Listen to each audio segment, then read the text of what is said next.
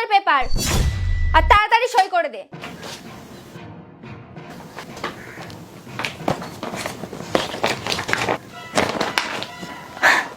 Finally তুই তোর রাস্তায় আর আমি আমার রাস্তায়। তুই জানিস আমার জীবনে সবথেকে বড় ভুল কি? তোকে বিয়ে করা। তোকে বিয়ে করার পর না আমার মনে হচ্ছিল আমি একটা জেলখানায় বন্দি হয়ে গেছি। পস্তাচ্ছিলাম আমি। এইবার দেখ ডিভোর্সের পরে আমি কতটা সুন্দর হয়ে গেছি না, কতটা খুশি আমি। এইবার না আমি আমার জীবনে যা চাইবো তাই করতে পারবো। ক্লাবে যাব, বন্ধুদের সাথে আড্ডা মারতে পারবো, কতটা মজাই থাকবো আমি। আর একটা কথা ভালো করে তোর মাথায় ঢুকিয়ে নে, তুই না আমার লাইফে নাক গলানোর চেষ্টা একদম করবি না। আর নয় জানিস তো তোকে আমি কোন কেসে ঢোকাবো। ঠিক আছে, বাই। তোর সাহস কি করে হলো আমার হাত ধরার? তোর অকাল আছে আমাকে আটকানোর? বইয়ের টাকায় চলা ছেলে, তুই ছেলে নাকি? তুই জানিস আমি কে? এই শহরের টপ কোম্পানির ম্যানেজার, আর তুই বইয়ের টাকায় বসে খাস। তোর তো লজ্জাও লাগে না? আমার লেভেলটা দেখ আর তোর লেভেলটা দেখ, কোথায় তুই আর কোথায় আমি। উফ, তোকে না আমার বারবার মনে করে দিতে হয় তুই একটা ভিখারি।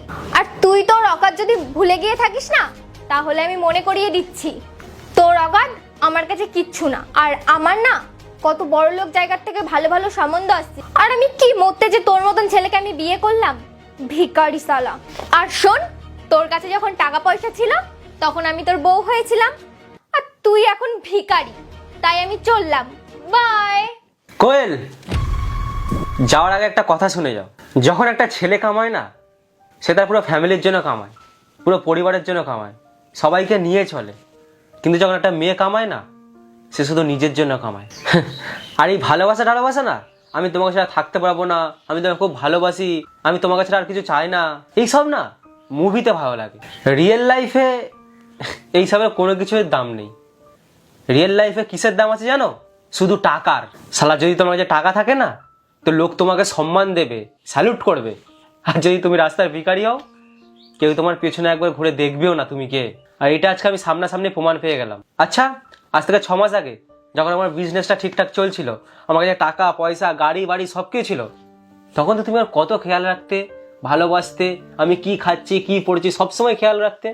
তুমি তো বলেছিলে আমাদের জীবনে যতই খারাপ সময় আসুক তুমি কখনোই আমার হাত ছেড়ে যাবে না। তাহলে আজকে কি হলো? তুমি তো আমার 1 মিনিটে আমার অকাত দেখিয়ে দিলে। আর তোমাকে একটা কথা আমি জানিয়ে দিই, আমার বিজনেস কিচ্ছু হয়নি, আমার বিজনেস সব ঠিকই আছে। কি বলছো তুমি এসব? দেখো আমি কিন্তু মজা করা একদম পছন্দ করি না। আমি